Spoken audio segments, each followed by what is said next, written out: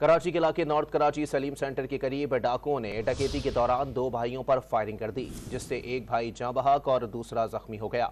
मजीद जानते हैं don news के नुमाइंदे मोहम्मद बिलाल से। जी बिलाल, बताइएगा।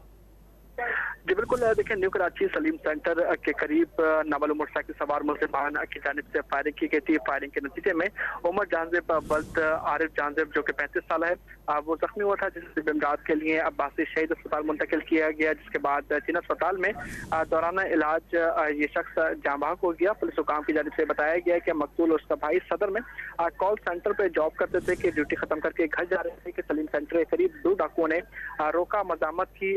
उमर जावेद ने डाकू को दबोच लिया, जिस पर मुल्जिमान की जानिब से फायरिंग की गई। मुल्जिमान कोई भी चीज लेकर नहीं गए, लेकिन जो है उमर जानजेब जो कि दौरान इलाज जाँ बहक हो चुका है। पुलिस हुकाम की जानिब से इब्तदाई तौर पर ये कहा गया है कि डकैती मज़ाहमत के दौरान ये कत्ल हुआ है और मुल्जिमान की शनाख्त है उसका अमल भी जारी है। उसके अलावा मुख्तलिफ मकामात पे जो CCTV कैमरे लगे हुए हैं उनकी भी जो है वो जांच की जा रही है, जिसके बाद मुल्जिमान को गिरफ्तार किया जाएगा। जी।